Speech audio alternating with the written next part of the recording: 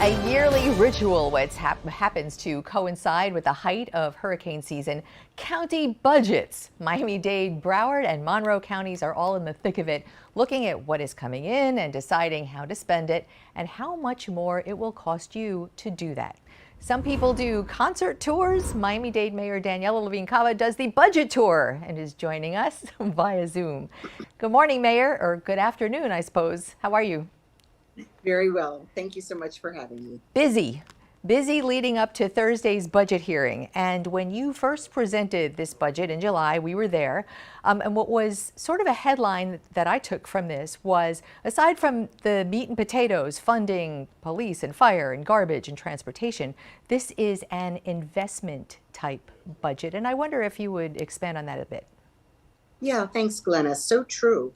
We are making up for deferred maintenance, kicking the can down the road for too long. For example, our water and sewer system, which has been under federal court review for quite some time, and with the aggressive schedule of infrastructure repairs that we're making, over $1 billion that was spent in my administration towards a huge capital improvement plan, bringing down $1 billion of federal and state discretionary grants. We're rebuilding, retooling, whether it's transit, elevators, escalators, parks, all facilities, of those things all kinds that have been in the news. Let me ask you, as long as you brought that up, why has the can been kicked down the road? Has it been a money thing? Has it been administrative oversight? Get a little bit real with us about that. Why has the can been kicked down the road?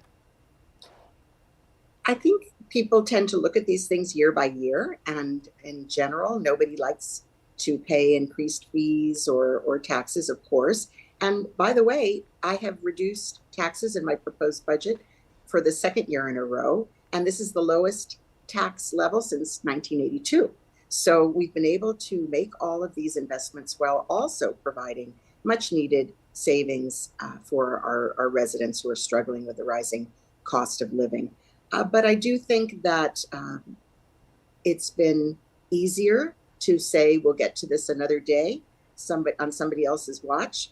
And we are very fortunate that our economy has recovered so strongly and that the federal government has invested. So we have really an opportunity to make good on many, many years of delayed and deferred maintenance. So let's talk about that math a little bit, because I know that you will be going to a commission where there are going to be people saying, hey, we are flush with money this year. We're doing really well. We've got federal money to spend, to your point, using that to do things that haven't been possible in years past. But there, are going to be some commissioners who say, well, property tax is 1% lower is great, but let's make it 3% lower, because property values are rising, which means that even with the tax cut, there are going to be, countless homeowners who are going to be paying more next year, even with the tax cut.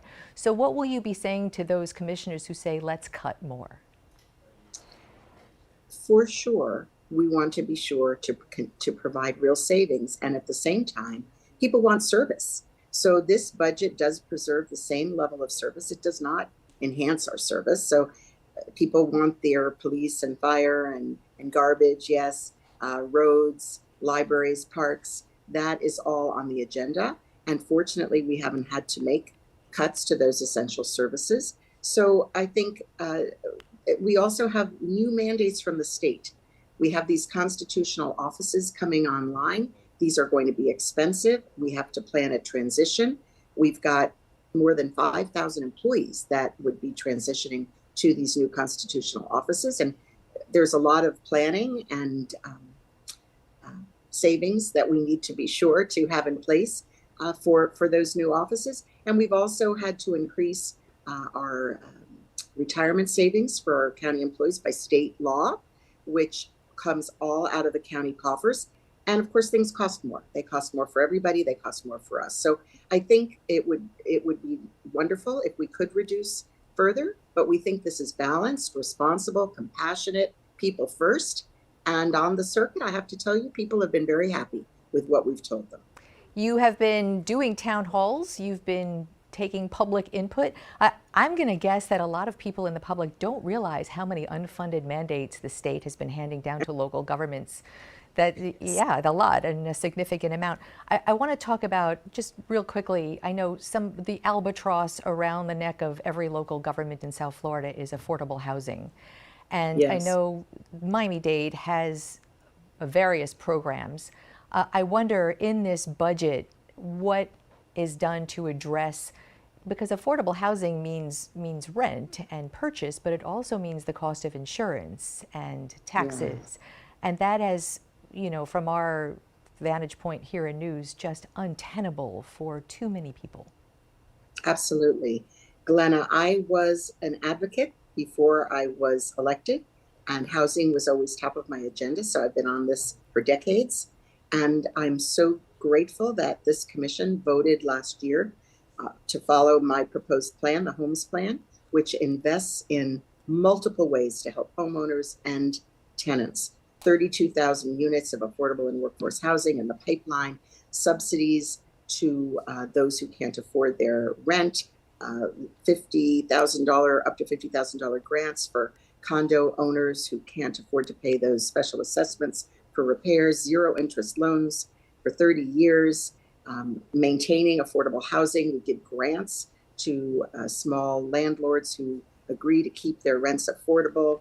It increased money for rental assistance to prevent evictions. We've saved 25,000 plus households from being evicted, and also legal services to assist them to negotiate with landlords to maintain their homes. So one of the biggest programs provides specifically for increased insurance.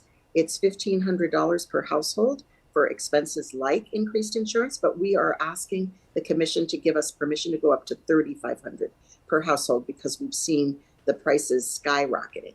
And we know that so many are struggling to keep pace with these costs. Yeah, and I remember, like, for the last couple of years, that is the number one topic for every elected official from Key West to Boca, it seems like.